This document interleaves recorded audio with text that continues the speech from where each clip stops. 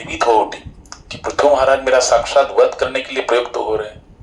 और उस समय उनका पूरा शरीर जो है माता पृथ्वी का थर थर कांपने लगा और तुरंत एक गाय का रूप माता पृथ्वी ने धारण किया और गाय का रूप धारण करके माता पृथ्वी दौड़ने लगी। यह देखकर महाराज पृथु भी क्रोध से भर गए, उनकी आंखें एकदम उदित होते हुए सूर्य के समान लाल लाल थी, एकदम क्रोधित हो गए। और माता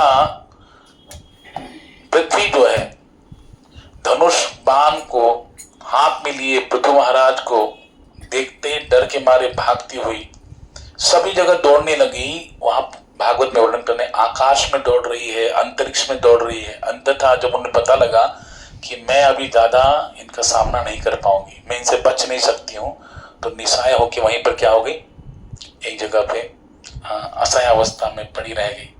और फिर उनसे याचना करती है, भिक्षा मांगने लगी माता पृथ्वी, अपने प्राणों की भिक्षा मांगती है पृथु महाराज से और कहती है कि आप अपनी शरण में आए प्राणियों पर कितने दयालु रहते हैं प्रभु, और आप मुझ जैसी अबला स्त्री पर अनायास ही ये अत्याचार करने के लिए प्रयुक्त हो रहे हो, मुझे मारने के लिए प्रयुक्त हो रहे, मेरा कोई दोष भी नहीं है, मैंने ऐसा कौन सा ऐसा कृत्य कर दिया, ऐसा कौन सा कार्य कर दिया जो पाप से पूर्ण हो, जिसके कारण आप मुझे इतना बड़ा भयंकर दंड दे रहे, मृत्यु का दंड दे रहे।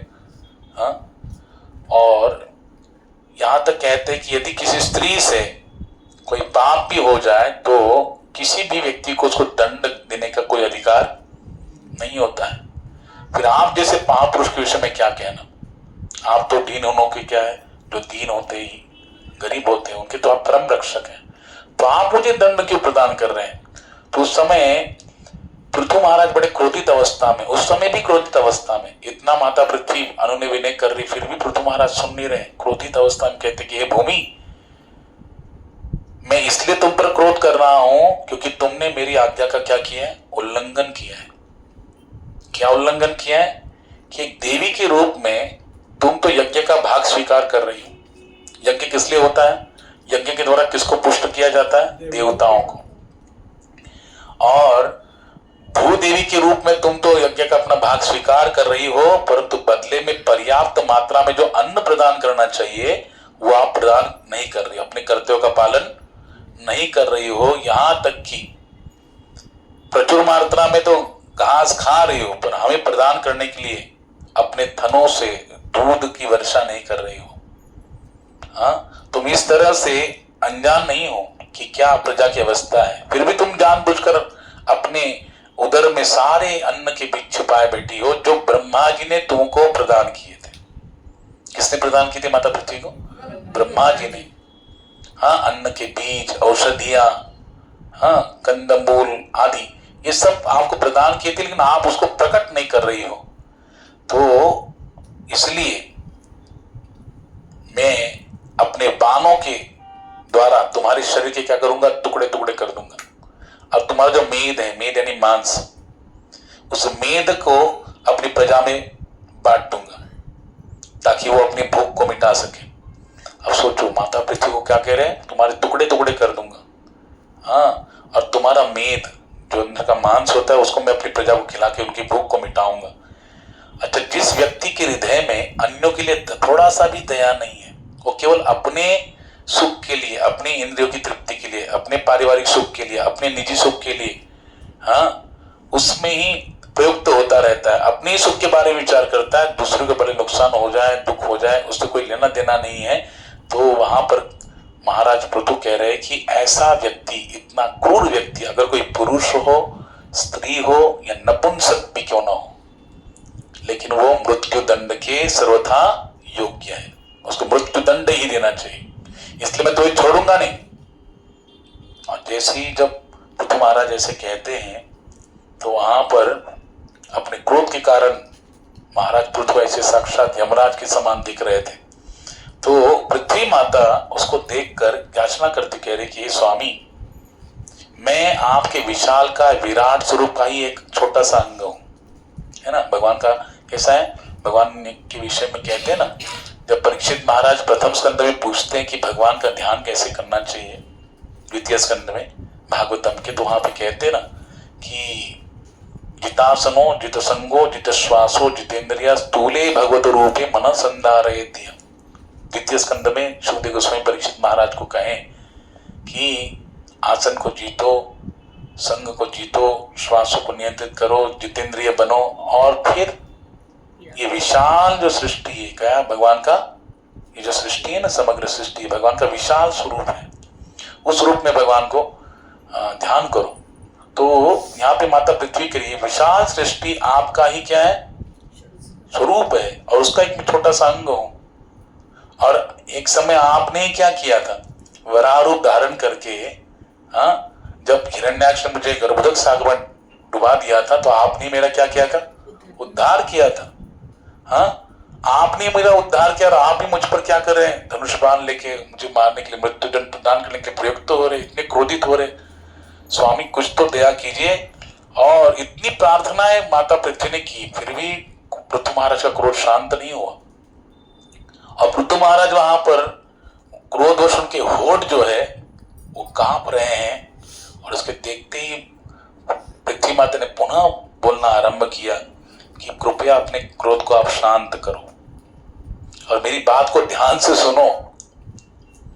जब किसी व्यक्ति के जान पे आती तो कैसा बचने की कोशिश करता है, हर वो उपाय करने की सोचता है जिससे सामने वाले को क्रोध क्या हो जाए, बोलो, शांत हो जाए और अपने प्राणों को बचा सके। तो माता पृथ्वी बहुत सुंदर उदाहरण यहाँ पे प्रदान करती भागवत में, वो सुनने जैसा उदाहरण है। वो कहती जैसे मधुमक्खी होती है ना, मधुमक्खी वो क्या करती, हर फूलों से वो क्या करती, मकरंद जो है वो इकट्ठा करती, शहद को क्या करती है, एकत्रित करती है हर फूल से।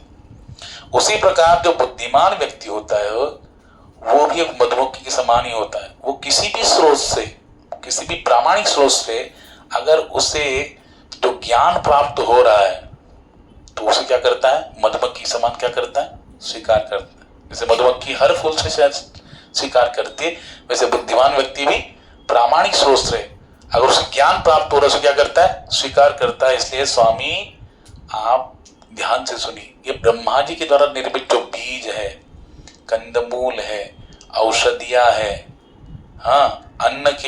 अन्न आदि, ये इनका उपयोग कौन करने लगा था, अधर्मियों के द्वारा इनका उपयोग हो रहा था। यहां तक कि अधर्मी द्वारा इनका जो उपयोग हो रहा था, और वे इन खाद्य पदार्थों का उपयोग यज्ञ में करने की बजाय अपने इंद्रिय तृप्ति के लिए कर रहे थे। कौन, अधर्मी पापी लोग। और क्योंकि उन्हें दंड देने के लिए कोई योग्य शासक भी उस समय उपस्थित नहीं था, क्योंकि देखो वेन कैसा था, वो तो दुष्ट कर्मी था, है ना। उसके राज्य में तो वो कहता था मेरी पूजा करो, भगवान की पूजा यज्ञ हवन सब बंद कर दिया था। इसलिए योग्य शासक भी नहीं था। अधर्मियों के द्वारा इस ब्रह्मा जी के द्वारा दिए गए कंदमूल, बीज, औषधि, अन्न आदि का दुरुपयोग हो रहा था। इसलिए मैंने क्या किया, अब उन बीजों को अपने अंदर छिपा दिया।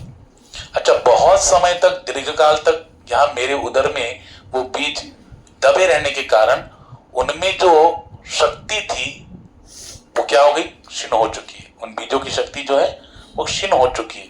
इसलिए अभी आपको क्या करना पड़ेगा, अब माता पृथ्वी कैसे भगवान को शांति कराने के लिए सारे पैतरे अपना रही और कह रहे, उनको मालूम हो गया कि भगवान तो जो मेरे अंदर में छिपा के रखा है, दबा के रखा है, उसको तो बाहर निकाले बगैर मानेंगे नहीं। अगर मैं निकालूंगी नहीं तो ये मानेंगे नहीं। लेकिन वो कह रही है, समझाने की कोशिश कर रही है कि जो दिए थे अधर्मी लोग उसको उपयोग कर रहे थे, और वो अपनी इंद्रिय तृप्ति के लिए कर रहे थे, अपने सुख के लिए कर रहे थे, यज्ञ के लिए नहीं कर रहे थे उन बीजों का उपयोग। इसलिए मैंने दबा के रखी और उनकी शक्ति जो है क्षीण हो चुकी है। अभी अब क्या करो, शास्त्र के अनुसार, ऋषियों के अनुसार जो वर्णित उचित विधि है उसकी सहायता से उन बीजों में उनकी जो प्रजनन शक्ति है जो पूरी तरह लुप्त हो गई है ना। एक बीज से क्या होता है, प्रजनन समझते हैं ना, अंकुरित होता है। एक बीज से अनेक बीज प्रकट होते हैं कि नहीं, होते कि नहीं होते, बीज एक ही होता है। जैसे आम ले लो, उसका बीज एक ही होता है, लेकिन कितने सारे आम आते हैं, एक से अनेक आम प्रकट होते हैं। वैसे उन बीजों की शक्ति जो विहीन हो गई है, उनकी प्रजनन शक्ति को आप पुनः जागृत कीजिए, ये माता पृथ्वी कहती है। और यदि आप अपनी प्रचुर मात्रा में, प्रजा को प्रचुर मात्रा में अन्न और खाद्य पदार्थ देने के इच्छुक है, तो एक काम कर दीजिए, जो मेरी बात मानेंगे तभी होगा, ऐसे में नहीं दूंगी। क्या करना पड़ेगा? एक उपयुक्त बछड़ा, क्योंकि कौन सा रूप लिया? गाय का। तो माता पृथ्वी कहती मुझे एक उपयुक्त बछड़ा चाहिए। दूसरा, दोहन पात्र चाहिए, दूध को दोहने के लिए पात्र होता है ना। तीसरा, धोने वाला ग्वाला चाहिए। 3 चीजें मांगी। क्या मांगी? एक तो बछड़ा, उपयुक्त बछड़ा, दूसरा दोहन पात्र, तीसरा धोने वाला ग्वाला होना चाहिए। तब मैं जाके अपने उदर में जो बीज है, अन्न के बीज है, औषधियां है, आपको जो चाहिए, क्या होगा? जब ग्वाला बछड़े को देखूंगे तो क्या होगा? मेरा हृदय स्नेह से उमड़ पड़ेगा, मेरा स्नेह जो अंदर का, वो स्नेह उमड़ पड़ेगा। और उस उमड़ने के बाद जब बाहर प्रसन्नता से आएगा, तो आपको जितना भी चाहिए, जितनी मात्रा में चाहिए, जिन जिन वस्तु की आवश्यकता है, उन सब की मैं पूर्ति करूंगी, वो आप मुझे प्राप्त कर सकते हैं। दूसरी एक बात तो माता पृथ्वी ने ये भी बताई, लेकिन बोले और एक दूसरी बात है। बोले और दूसरी बात क्या है? कि अगर आप चाहते हैं कि इस पृथ्वी पर आपकी प्रजा मंगलमय हो, आपकी प्रजा का कल्याण हो, सब में सब जगह सुख समृद्धि, सबकी शुद्धा की निवृत्ति हो, ऐसा चाहते हैं, तो और एक काम कीजिए कि मेरी भूमि को क्या कीजिए? समतल कर दीजिए। क्या कर दीजिए? समतल कर दीजिए, ताकि वर्षा काल में इंद्र के द्वारा जब वर्षा होती है, तो वर्षा का जल क्या हो सके? वहां पर टिक सके, बना रह सके, और मेरे भूमि में क्या हो सके? आर्द्रता, आर्द्रता समझते हैं ना, आर्द्रता बनी रहे। ये माता पृथ्वी बोलती कि आर्द्रता बनी रहेगी, पानी टिका रहेगा, तो आपको जितनी मात्रा में अन्न की गरज होगी उतनी मात्रा में प्रदान करूंगी, सब प्रजा को मंगलमय हो जाएगा। ये 2 बातें माता पृथ्वी ने बताई। तब भगवान जो पृथ्वी थे, इन्होंने जब सुना उनकी बात को, तब जाके उनका क्रोध क्या हुआ? शांत हुआ। भगवान पृथ्वी का कि अपने इसने अभी पते की बात बोली, यानी रेडी हो गई जो मुझे चाहिए अभी। लेकिन बात क्या रखी थी कि मैं सब कुछ प्रदान करूंगी, लेकिन मुझे क्या चाहिए? एक बछड़ा, दोहन पात्र दूसरा, और दोहने वाला ग्वाला भी चाहिए। तो भगवान पृथु ने क्या किया? किसको बछड़ा बनाया? स्वयंभू मनु को। ध्यान से सुनिए, अब ये सुनने जैसा पार्ट है भागवतम का, इस पृथु चरित्र का। जैसे पिछले पार्ट में हमने सुना था कि नहीं, भगवान पृथु को जब राज्याभिषिक्त हो गए तो उनको क्या क्या देवताओं ने दिया, किस प्रकार से बंदी जनों ने, मागध जनों ने, सूत जनों ने क्या किया? उनका प्रशंसा किया। और इस अभी पार्ट में भगवान पृथु क्या कर रहे हैं? स्वयंभू मनु को बछड़ा बनाए, क्योंकि माता पृथ्वी वैसे देने वाली नहीं है। और अपने अंजुली को, अभी दोहन पात्र चाहिए नहीं, तो अपनी अंजुली को, अपने हाथों को ही क्या बनाया? अंजुली को ही दोहन पात्र बनाया, और खुद ग्वाला बन के पृथ्वी माता का दोहन किया। और दोहन करके जितने भी बीज हैं पृथ्वी के अंदर, वो सारे बीज, औषधियां, उन सबको उन्होंने दो लिया। तो पृथ्वी महाराज का अनुगमन करते हुए जितने भी लोग हैं, बुद्धिमान लोगों ने भी भूमि का क्या किया? दोहन किया। अब किसने किसने दोहन किया? जब देखा कि भगवान पृथु ने माता पृथ्वी का दोहन करने के लिए स्वयंभू मनु को बछड़ा बना के, अपने हाथों को ही दोहन पात्र बना के, खुद ग्वाला बनकर सारे अनाज औषधियों को दूह लिया दूध के रूप में। अब यहाँ पर देवताओं ने भी पीछे हटने की कोशिश नहीं की। देवताओं ने क्या किया? ऋषियों ने क्या किया? ऋषि लोग आए और बृहस्पति को क्या बनाया? बछड़ा बनाया। बृहस्पति को बछड़ा बनाया, और अब पात्र किसको बनाया? बोले इंद्रियों को। जो इंद्रियां है ना, इन इंद्रियों को ऋषियों ने पात्र बनाया। बृहस्पति देवताओं के गुरुजी को बछड़ा बनाकर उन्होंने माता पृथ्वी का दोहन किया, और प्रत्येक प्राणी के मन, वाणी और श्रवणेन्द्रियों को पवित्र बनाने के लिए समस्त प्रकार का जो वैदिक ज्ञान है, शास्त्र का, वेदों का, वो वैदिक ज्ञान दूह लिया, वो प्राप्त किया माता पृथ्वी से। अच्छा, ऋषियों ने जब बृहस्पति को गुरु बछड़ा बना दिया, तो देवता लोग कहाँ पीछे बैठे? देवता लोगों ने किसको बछड़ा बनाया? इंद्र को, देवराज इंद्र को बछड़ा बना दिया। और देवराज इंद्र को बछड़ा बनाकर धोने वाला पात्र कौन सा? एक स्वर्णिम सोने का पात्र लिया और उसमें माता पृथ्वी के द्वारा सोमरस, सोमरस प्रदान किया गया। ये सोमरस क्या होता है? सोमरस से देवगण शारीरिक, ऐन्द्रिक और मानसिक बल प्राप्त करते हैं। इसलिए स्वर्ग के जो देवता लोग कौन से रस का पान करते हैं? सोमरस का पान करते हैं। अच्छा, ऋषियों ने कर दिया, देवताओं ने कर दिया, भगवान ने भी कर लिया, तो देवताओं के विरोधी कौन है? दैत्य लोग। वो कहाँ पीछे रहने वाले? उन्होंने भी क्या किया? दैत्य लोग आगे आगे, और दैत्य में सबसे बड़े भक्त कौन है भगवान के? प्रहलाद महाराज। प्रहलाद महाराज को उन्होंने बछड़ा बना दिया। दैत्यों ने किसको बछड़ा बनाया? प्रहलाद महाराज को बछड़ा बनाया और एक लोहे के पात्र में भूमि को धोते हुए विभिन्न प्रकार की मदिराएं प्राप्त की। मदिरा समझते ना? सारी मदिराएं प्राप्त की।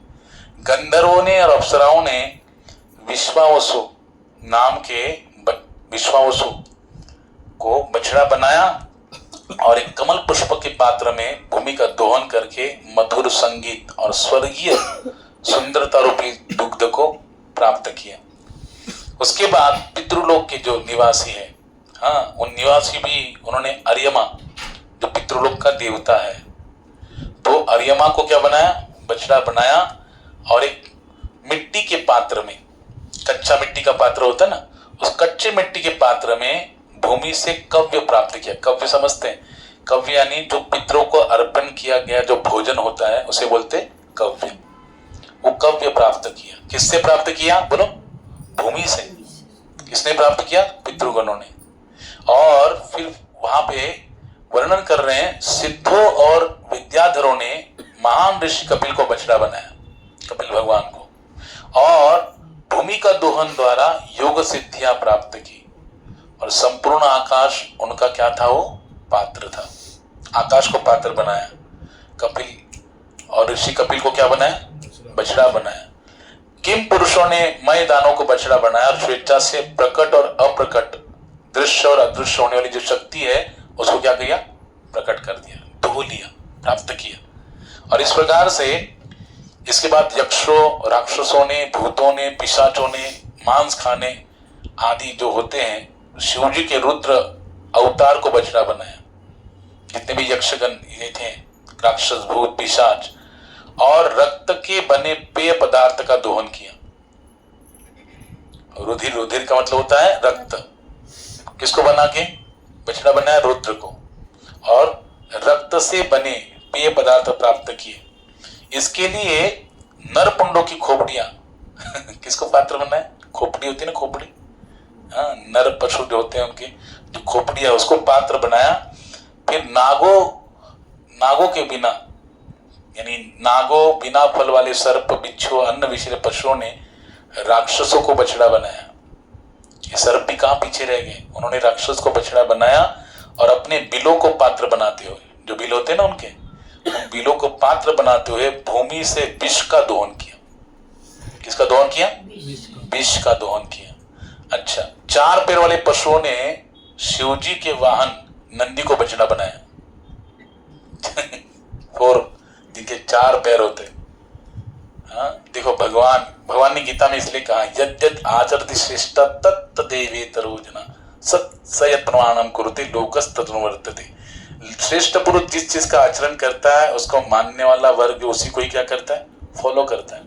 अब भगवान बुद्ध ने क्या किया? पृथ्वी माता को दोहन किया, स्वयंभू को बछड़ा बनाया, अपने हाथ को पात्र बना के सारा अन्न क्या कर दिया? धो लिया। तो इन सारे ऋषियों ने, देवताओं ने, राक्षसों ने, सर्पों ने, आदि लोगों ने भी क्या कर दिया? पृथ्वी माता का दोहन प्रारंभ किया, अपनी इच्छित वस्तु को प्राप्त कर रहे हैं। तो यहाँ पर वर्णन है, 4 पैर वाले पशु भी कहाँ पीछे रहने वाले थे? उन्होंने भी शिव जी को क्या बनाया? भगवान शिव को, शिव जी के वाहन नंदी को बछड़ा बनाया और भूमि से घास का दोहन किया, जो घास होती है। और इस घास को उन्होंने वन रूपी पात्र में रखा। कौन सा पात्र? यानी वन समझते हैं, जंगल रूपी पात्र में रखा। मांसाहारी पशुओं ने किसको बछड़ा बनाया? सिंह को। किसको? सिंह को बछड़ा बनाया और भूमि से मांस प्राप्त किया। पक्षियों ने गरुड़ को बछड़ा बनाया और भूमि से विभिन्न कीट पतंगे, अचर, पौधे एवं घास प्राप्त की। तो वृक्षों ने वट वृक्ष को बछड़ा बनाया और विभिन्न रसों के रूप में दूध प्राप्त किया। वृक्ष भी पीछे नहीं रहे। और पर्वतों ने क्या किया? हिमालय को क्या बनाया? बछड़ा बनाया और भूमि से अनेक प्रकार के खनिजों को प्राप्त किया और पर्वत चोटियों से बने पात्र में उन्हें रखा। आप जानते हैं ये जो खनिज होते कहां पे होते? पहाड़ों में। जब वर्षा होती है ना, वर्षा से वो सारे खनिज कहां पे आते? नीचे नदी पात्र में आते और उन खनिजों के द्वारा ही क्या होती है? जो भूमि होती है वो उपजाऊ होती है। क्या बनती है? उपजाऊ बनती है। तो एक भूमि को उपजाऊ बनाने के लिए खनिजों की भी बहुत मान्यता होती, बड़ी आवश्यकता होती। तो इस प्रकार महाराज पृथु के शासन काल में भूमि ने समस्त प्राणियों की आवश्यकता की पूर्ति की। अभी देखो, ये जब महाराज पृथु ने देखा भूमि इतनी उदार हो गई, सोचो। पहले तो मना कर रही थी, लेकिन उसका मूल कारण क्या था? क्योंकि अधर्मी लोग उसका क्या कर रहे थे? गलत इस्तेमाल कर रहे थे, अपने सुख के लिए कर रहे थे। लेकिन ये कितनी उदार हो गई, मेरी तो प्रार्थना स्वीकार कर ही ली उसने, मुझे जो चाहिए तो प्रदान ही कर ली। ऋषियों, देवताओं, समस्त प्राणी, पशु पक्षियों को भी जो चाहिए उसको भी क्या कर रही है? उदारता से प्रदान कर रही है। तो बड़ा महाराज पृथु को ऐसा लग रहा है जैसे पुत्री जैसा, कि उनकी लड़की है, कन्या है, इस प्रकार से ऊपर अंदर से प्रेम उमड़ रहा था। तो भागवत में बताया गया है कि तब से पृथु महाराज के नाम पर भूमि का नाम क्या पड़ा? पृथ्वी पड़ा। क्या नाम पड़ा? पृथ्वी। क्योंकि पृथु महाराज ने उसको अपनी पुत्री के रूप में क्या कर दिया? स्वीकार कर लिया। इतना महाराज पृथु का क्या कर लिया था? प्रेम उमड़ रहा था। उसके बाद महाराज पृथु ने अपने धनुषों से पर्वतों को क्या कर दिया? समतल कर दिया। क्योंकि माता पृथु ने बताया कि नहीं, अगर आप चाहते हैं इनको सुखमय करने के लिए प्रजा को, तो आप क्या कीजिए? सारी भूमि को क्या कीजिए? समतल कीजिए, ताकि इंद्र के द्वारा जो वर्षा होती है वो वर्षा का जल क्या होगा? टिका रहेगा और आगे चल के यही काम आएगा अन्न प्रदान करने के लिए। तो वहां पर सारी पर्वतों को चकनाचूर करके भूमि को समतल करा दिया और भगवान पृथु ने क्या कर दिया? अनेक प्रकार के निवासी क्षेत्र या निवासी वर्गों को विभाजित किया और उसमें विभिन्न उद्देश्य के लिए विभिन्न प्रकार के लोगों को वो ज्यादा जो जगह है, क्षेत्र है, आवंटित कर दिया, मतलब दे दिया रहने के लिए। तब से ये जो गांव, शहर है ना, कस्बे, ये जो पहाड़ी इलाके, किसानी के क्षेत्र, ये कैसे किसने बनाए? भगवान पृथु ने बनाए। ये जो हम लोग रह रहे हैं अभी नगरों में, नगर, ग्राम, शहर, कस्बा होता है, ये सब किसने बनाया? ये सारी व्यवस्था किसने की?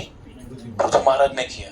और कह रहे हैं पृथु महाराज के शासन काल के पहले पृथ्वी पर सुनियोजित शहर नहीं था, न गांव था, न कस्बे थे, न खेत थे, न चरागाह भूमि थी।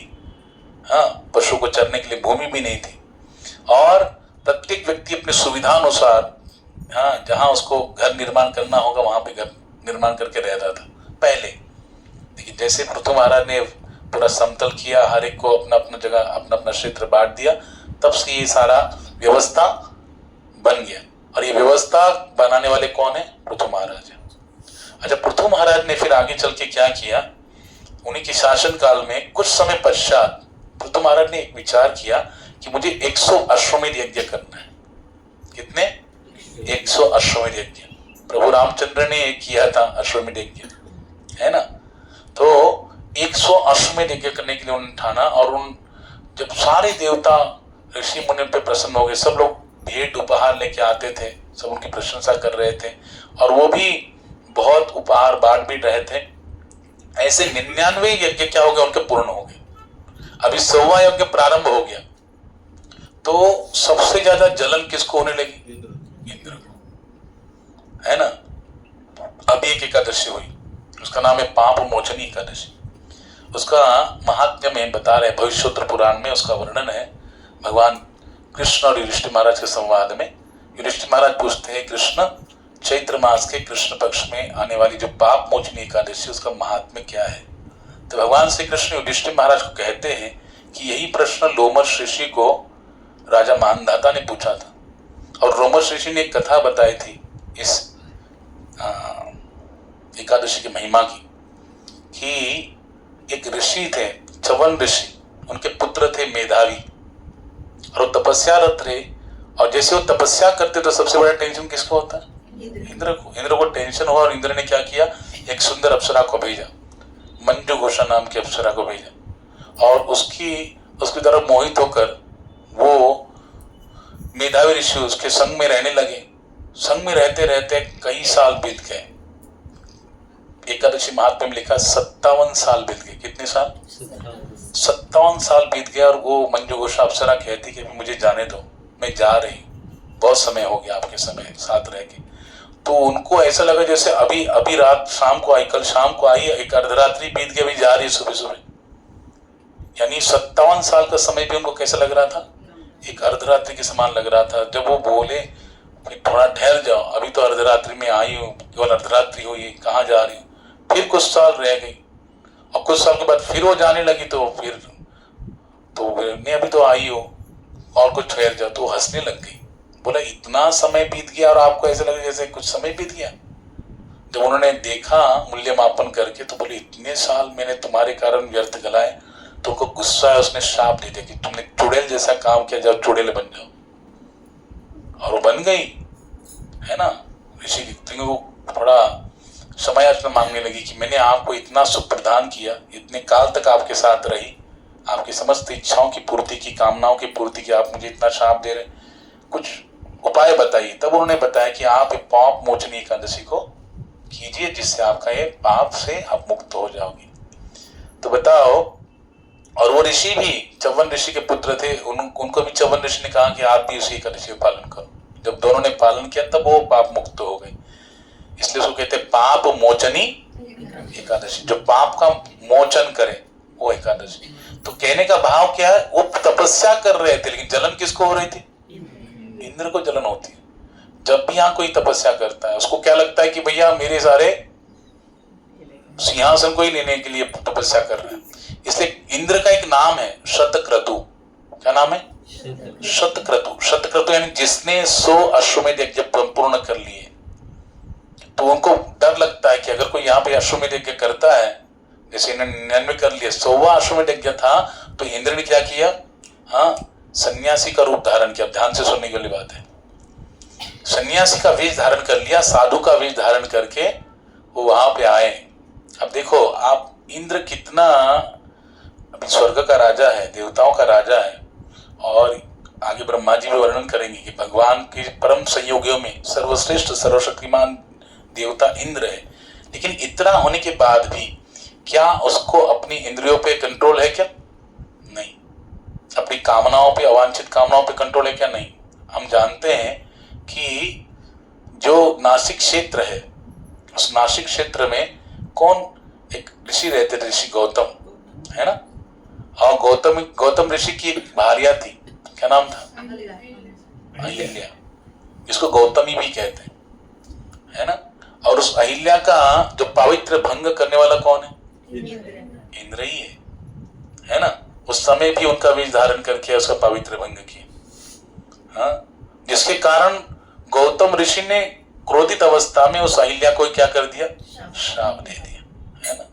और तो यहाँ पर कह रहे हैं इंद्र कितना इंद्रिय के अधीन है। तो यहाँ पर जैसे ही पृथु महाराज अपने यज्ञ कर रहे हैं, तो इंद्र ने क्या कर दिया? साधु का वेश धारण कर लिया, सन्यासी वेश धारण कर लिया, गेरुआ वस्त्र धारण कर लिया था। इंद्र ने उस घोड़े को ही क्या कर लिया? चुरा लिया। चुरा के, और कैसे रूप में आया? अदृश्य रूप धारण करके आया। ध्यान से सुनिए आप लोग, कैसा रूप धारण करके आया? अदृश्य रूप धारण करके आया। और अदृश्य रूप धारण करके उसने उस घोड़े को चुरा के लेके जाने लगा। तो आकाश मार्ग से वो जा रहा था, हाँ, और हाहाकार मच गया। लेकिन उस यज्ञ में जो पुरोहित थे, अत्रि मुनि, अत्रि ऋषि किसके पुत्र हैं? अत्रि ऋषि और किसके पुत्र है? नहीं नहीं नहीं, मरीचि, अत्रि, अंगिरा, पुर, पुलस्त्य, क्रतु, भृगु, दक्ष, और कौन है? हाँ, मुझे लगता है अत्रि मुनि किसके पुत्र है? कर्दम ऋषि और माता देवहूति की 9 कन्या, और ये ब्रह्मा जी के पुत्र है अत्रि ऋषि। सॉरी, अत्रि ऋषि किसके पुत्र है? ब्रह्मा जी के। और ब्रह्मा जी की जो पुत्र अत्रि ऋषि है, उनका विवाह किससे हुआ? कर्दम मुनि की कन्या से। उसका नाम क्या है? अनुसूया। और उनके द्वारा 3 पुत्र प्राप्त हुए, है ना, दुर्वासा, चंद्रमा और दत्तात्रेय। तो ये अत्रि मुनि जो है, उस समय यज्ञ में कार्य करते पुरोहित का। उस समय जब उन्होंने देखा अरे इंद्र क्या जा रहा है, घोड़ा लेके भाग रहा है, तो उन्होंने क्या किया, जो भगवान पृथु है, उनके जो पुत्र है, उसको कहा कि जाओ पकड़ो उसे। वो भी धनुष बाण लेके निकल गया, हाँ, चुरा के लेके भाग रहा है। लेकिन जैसे भागा और कह रहा है रुको रुको, कहां भाग रहे हो, लेकिन इंद्र पीछे मुड़ के देखता, फिर आगे भाग रहा है। तो जैसे वो अभी उसको मारने के लिए प्रयुक्त होने, लेकिन उन्होंने देखा नजदीक जाके, इसने कौन सा वस्त्र धारण किया? गेरुआ कलर का। और उसने पूरे शरीर को क्या लगाया है? भस्म लगाया है, हाँ, दंड कमंडल धारण किया है। तो उनको देखकर फिर उसने क्या कर, धनुष बाण को नीचे रख दिया और फिर उनको मारा नहीं, फिर वापस आके लौटने लगा। उस समय अत्रि ऋषि उनको वापस उत्साहित करते हैं, अरे ये तो इंद्र जो है तुम्हारे पिताजी के द्वारा जो अश्वमेध यज्ञ हो रहा है, उसके 100वें यज्ञ को बाधित कर रहा है, उसे पूरा होने नहीं दे रहा है, इसलिए देवताओं का श्रेणी में नहीं है, बड़ा निम्न श्रेणी में आ गया है, इसके अंदर कोई देवताओं का लक्षण नहीं है, आप इसका वध कर दो। पुनश्च उसको उत्साहित कर दिया, और जब उत्साहित किया तो वो फिर से गए, और जब पीछे पीछे भागने लगे, तब इंद्र ने देखा कि अब मुझे छोड़ने वाला नहीं, तो उसने क्या कर दिया, वही जो छद्मवेश धारण किया था ना सन्यासी का, उसको त्याग दिया, घोड़े को भी वहीं पे छोड़ दिया और भाग गया। अब ये भागने के बाद उस घोड़े को लेके वापस आ गए यज्ञशाला में। जब वापस आ गए तो समस्त ऋषियों ने उसका जय जयकार कर दिया, बोले अरे ये तो बड़ा महान पराक्रमी पृथु महाराज का पुत्र है, देखो इतने यज्ञ का घोड़ा वापस लाया, इतना पराक्रम दिखाया, इंद्र को भगा दिया। तो इसलिए उसका नाम रखा विजिताश्व। क्या नाम रखा? विजिताश्व नाम रखा। अच्छा, ये समय कुछ हुआ, थोड़े समय के बाद इतना अंधकार इंद्र ने फैला दिया, इतना अंधकार माया का फैला दिया कि पूरा जो यज्ञशाला है वो पूरे अंधकार से अंधकार में हो गई। वहां पर फिर इंद्र ने उस घोड़े को फिर से चुराया जो सोने की साखली में बंधा हुआ था, और फिर जाके चुरा के भागने लगा। उस समय फिर अत्रि ऋषि कहते हैं फिर से भागा, पकड़ो उसे। और फिर ये विजिताश्व फिर से भागे, तो उस समय देखा कि फिर से उसने गिरोह वस्त्र धारण किया था, और उसके पास जो दंड था उसके ऊपर खोपड़ी लटकी हुई थी, किसकी? मनुष्य की खोपड़ी लगी हुई थी। तो उसको देखकर जैसे वो प्रयुक्त हो गए, फिर इंद्र ने उस छद्मवेश को त्याग दिया, घोड़ा छोड़ के भाग गया। ऐसे इंद्र ने कई बार वो छद्मवेश धारण किए, और भागवत में शुकदेव गोस्वामी वर्णन कर रहे हैं, और मैत्री ऋषि विदुर जी को वर्णन कर रहे हैं कि ये जो छद्मवेश इंद्र धारण करता था सन्यासियों का, ये वही अधार्मिक सन्यासी लोग हैं। वो अधार्मिक परंपराएं जो ढोंगी साधु होते हैं, ढोंग करते हैं, परिवेश धारण करते हैं बाहर साधु का, लेकिन आंतरिक उनकी क्या भावना होती है? अधार्मिक भावनाएं होती है। और ऐसे ढोंगी अधर्मी पाखंडी साधुओं की परंपरा वहां से प्रारंभ हुई। किसके द्वारा? इंद्र के द्वारा। उनकी जो वर्ग है ना बढ़ते जाने लगी, उनका समाज बढ़ते जाने, जितनी बार वो आता था छद्मवेश धारण करके फिर त्याग देता था, वही उनकी क्या बन जाता है? एक वर्ग बन जाता था उन ढोंगी साधुओं का। तो कितनी बार उसने प्रयास किया, कई बार इंद्र ने प्रयास किया, लेकिन वो सक्सेसफुल नहीं हो पाया। आखिर में भगवान पृथु को इतना गुस्सा आया, भगवान पृथु ने क्या कर लिया, अपने हाथ में धनुष बाण धारण के लिए, मैं इसको छोड़ूंगा नहीं, ये अधार्मिक वृत्ति वाले सन्यासियों की गणना को बढ़ा रहा है, ढोंगी साधु के सन्यासी की गणना को बढ़ा रहा है, उनके वर्ग को बढ़ा रहा है, समाज को बढ़ा रहा है, इसलिए मृत्यु के पूर्णता योग्य है। इसलिए जब उठाया उस समय अत्रि आदि जो ऋषि मुनि थे, उन्होंने कहा कि आप क्रोध मत कीजिए। क्यों मत क्रोध कीजिए? क्योंकि ये जो इंद्र है ना, ये आपके विघ्न, यज्ञ में विघ्न डालने के प्रयास में इंद्र ने अपनी सारी शक्तियों को क्या कर दिया, खो दिया है। तो अपनी शक्तियों को क्षीण कर दिया है।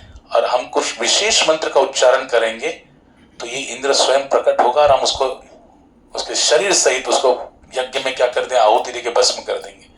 और उन्हें मंत्र भी पठन कर दिया, आवाहन करने लगे। अभी इंद्र प्रकट होके यहाँ पर यज्ञ में उसका स्वाहा होगा, भस्म हो जाएगा, नष्ट हो जाएगा। अभी बोलने ही वाले उतने पर ब्रह्मा जी प्रकट हो गए। ब्रह्मलोक से ब्रह्मा जी वहां पर प्रकट हो गए यज्ञशाला में। और उन ऋषियों को कहने लगे, कैसा अनर्थ आप करने जा रहे हो, आप समझ रहे हो आप क्या कर रहे हो? अरे ये इंद्र कोई साधारण है? कह रहे हैं कि ये इंद्र भगवान विष्णु के सर्वाधिक शक्तिशाली सहयोगियों में से एक है। और आप जानते हैं आप यज्ञ के द्वारा किनको शक्ति प्रदान करना चाहते हैं? यज्ञ का विभाग किसको देते? देवताओं को देते हैं। समस्त देवता इन इंद्र के ही तो अंश है, समस्त देवता इंद्र के अंश है। और तुम देवराज इंद्र की हत्या करने के लिए मंत्र का उच्चारण कर रहे हो। हाँ, और आप जान रहे हो कि आप कितना अनर्थ कर रहे हो, क्योंकि जितनी बार आप इसको मारने की कोशिश करोगे उतना ही क्या करेगा, ये अलग अलग प्रकार के छद्मवेश धारण करेगा। और उतनी ही अधर्मी सन्यासियों की क्या होगी, हाँ, वृद्धि होगी। और यही अधर्मी लोग, ये अधर्मी आगे चल के क्या करेंगे, समाज में अनर्थ को फैलाएंगे, अधार्मिकता को फैलाएंगे। हाँ, इसलिए आप ये गलत कार्य मत कीजिए। मेरी तो मान्यता ये है, ब्रह्मा जी कह रहे कि आप तो ये इंद्र तुम्हारा 100वां यज्ञ पूर्ण होने देने वाला नहीं है, बार बार क्या करेगा, उसमें बाधा डालेगा, विघ्न बाधा डालेगा। तो मेरा यही कहना है कि आप यहीं पे स्टॉप कर दीजिए इस यज्ञ को। कौन कह रहा है? ब्रह्मा जी कह रहे हैं। मेरा तो यही आपको राय है, हे ऋषियों, आप इस यज्ञ को, 100वें यज्ञ को कंप्लीट इंद्र नहीं होने देना है तो आप बंद कर दीजिए, मत कीजिए। 99वें यज्ञ पे ही संतुष्ट हो जाइए। अब ब्रह्मा जी जाकर पृथु महाराज को भी समझाते कि आप तो महाभागवत भक्त है और आप जैसे भक्त को इस यज्ञ की क्या आवश्यकता है? हाँ, 100 यज्ञ करने की क्या आवश्यकता है? देखो आप जितना करोगे, इंद्र बार बार ऐसे सन्यासी छद्मवेश धारण करके अधार्मिक सन्यासियों की वृद्धि करेगा, इससे समाज का विनाश होगा। हाँ, इसलिए मेरी तो ये आपसे यही प्रार्थना है कि आप क्या करो, यहीं पे स्टॉप कर दो। अभी देखो ब्रह्मा जी जब प्रार्थना कर रहे हैं, ब्रह्मा जी कह रहे हैं, तो महाराज पृथु ने उनको स्वीकार किया, उसको स्वीकार किया, वहीं पे स्टॉप कर दिया। उसके बाद वो स्टॉप होने के बाद क्या कहते हैं, अब उन्होंने व्रत लिया था ना कि 100 अश्वमेध यज्ञ करूंगा, एक व्रत होता है, अनुष्ठान होता है। अब 99 यज्ञ पूर्ण हो गए और अनुष्ठान क्या हो गया, बोलो, स्टॉप हो गया। अभी 100वां यज्ञ होने वाला ही नहीं, तो उन्होंने अवभृत स्नान कर लिया। एक स्नान होता है, उसे बोलते हैं अवभृत स्नान, यानी ये उसका प्रतीक होता है वो स्नान कि अभी इसके आगे कोई भी यज्ञ नहीं होगा मेरे द्वारा। तो वहां पे अवभृत स्नान कर दिया और ब्रह्मा जी बहुत प्रसन्न हो गए। जब भगवान, अभी देखो 99 यज्ञ हो गए हैं, हाँ, तो ऐसी उनकी समझ बूझ को देखकर, उनकी समझदारी को देखकर भगवान इतने प्रसन्न हो गए। भगवान विष्णु स्वयं प्रकटित हो गए इस यज्ञशाला में। ठाकुर जी स्वयं प्रकट हो गए। और जब प्रकट हो गए, और केवल अकेले नहीं आए, अपने ऋषि मुनियों, देवताओं, देवराज इंद्र को भी लेके आए। देवराज इंद्र को भी साथ में लेके आए, नंद सुनंद अपने निजी पार्षद को भी साथ में लेके आए, बहुत जनों को लेके आए, वहां पर उपस्थित हो गए।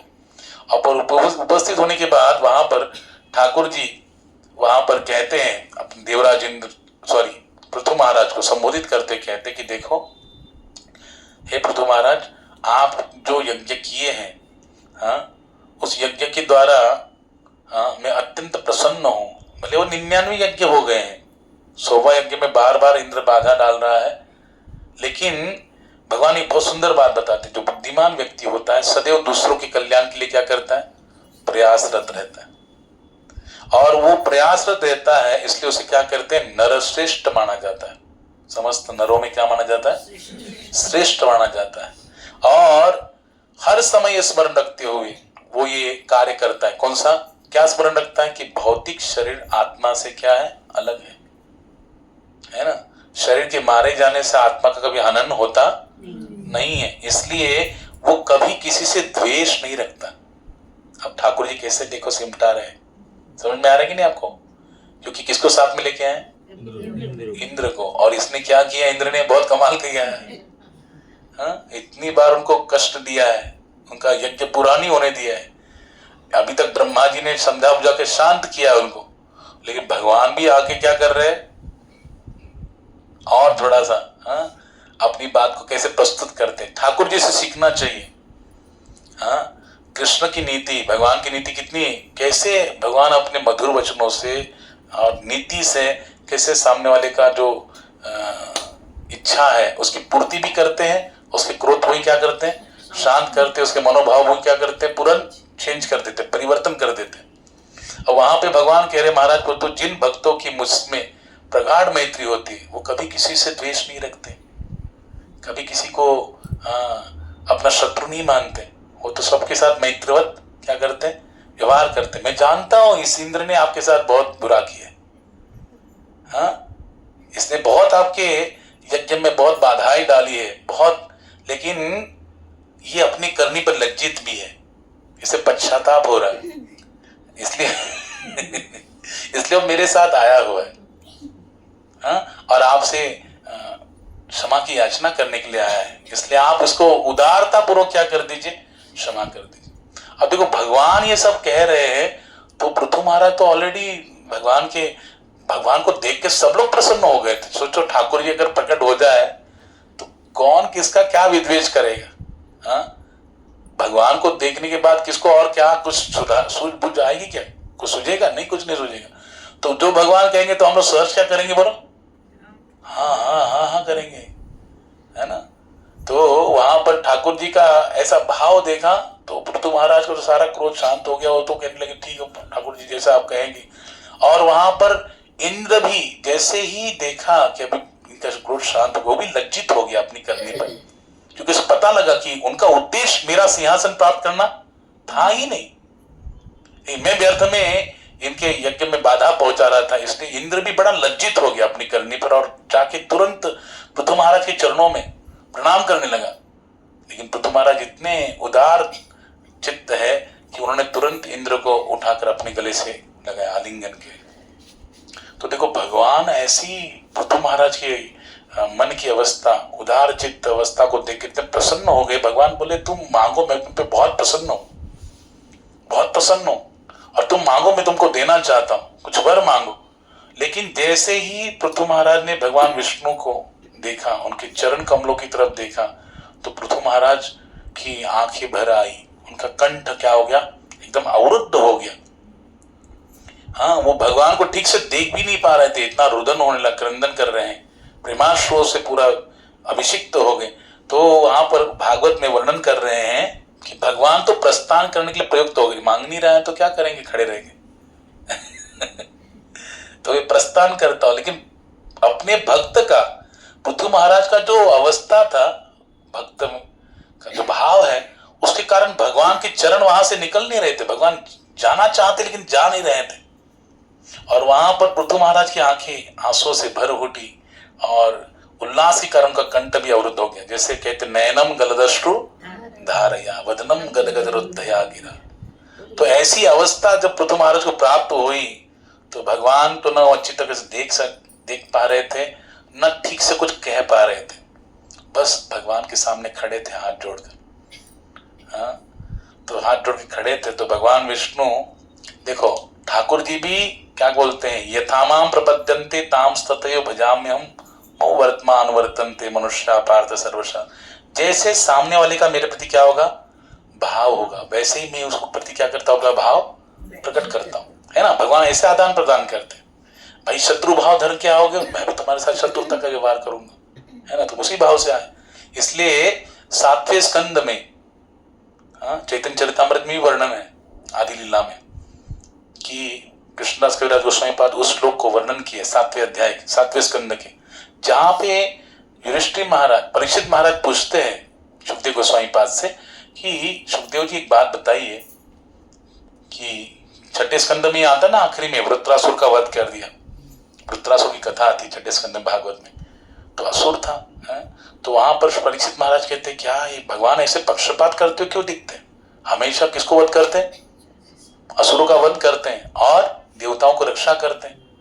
जब भगवान कहते समोहम सर्वभूतेषु न मे द्वेष्टोऽस्ति न प्रियः ये भजन्ति मां भक्त्या मयि ते तेषु चाप्यहम्, जब भगवान कहते मैं सबको समदृष्टि से देखता हूं, किसी के साथ पक्षपात नहीं करता, पार्शलिटी नहीं करता, तो देवताओं को रक्षण करते हुए दिखते हैं, असुर का वध करते हुए दिखते हैं, ऐसा क्यों? तो सुखदेव गोस्वामी पाद ने कहा यही प्रश्न युधिष्ठिर महाराज ने किसको किया? देवर्षि नारद जी को किया राजसूय यज्ञ में। और कहा कि देखो क्या हुआ था, ऐसा क्या हुआ था कि इन्होंने प्रश्न किया?